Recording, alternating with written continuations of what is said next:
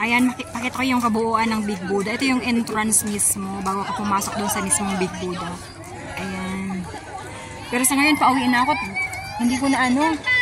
Hindi na ako magtatagal pa. Tahanap ako ng, kung sakali may makita ko ng dito, ng tap-upan na octopus, magtatap-up ako kasi baka mamaya hindi tanggapin yung pera ko. Ang pera ko pa naman dito buo. Pasiguro pa rin ako na, pero kung takalagang wala ako makitang makitang tatap-upan, no choice ako, ibabayad ko talaga yung perang buo. Pero dapat kailangan talaga sakto kasi 33 yung bayad sa bus. Sakto pa naman 33 yun, kaso nga lang may pirang papel, dapat kasi talaga barya. O ayun yung niya, pinaka-entrance yung Nong Peng Village. Wala talaga kahit isang 7-Eleven o kahit kay Circle K, wala akong nakita. Kahit isa. Wala no choice tayo. O di magbayad ng perang buo. At ang laman ng aking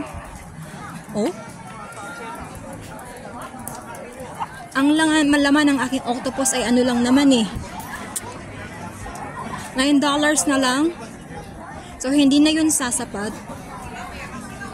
Kailangan na nating umuwi. Ito may 7-Eleven na nakita. Thank you. At may nakita ako. Magtapapap ako dito. Tap-up ako. Ayan, pauwi na tayo.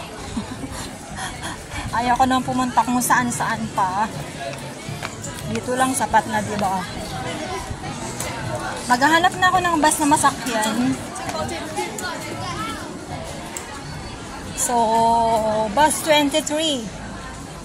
Yun ang hahanapin kong sasakyan ko. Kasi tingnan nyo ang pela, ang haba-haba. Ginoo.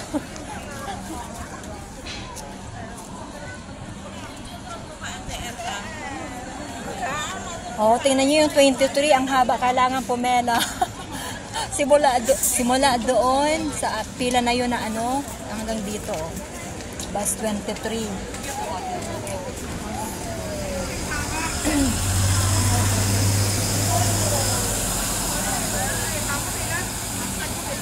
Kaya kailangan medyo maaga-aga at mahirapan tayong sumakay.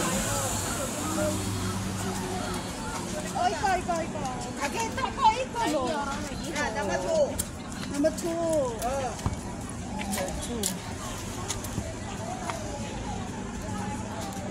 Ang init pa naman. Bus terminus. Yan, ang haba-haba pa rin ang pila niya.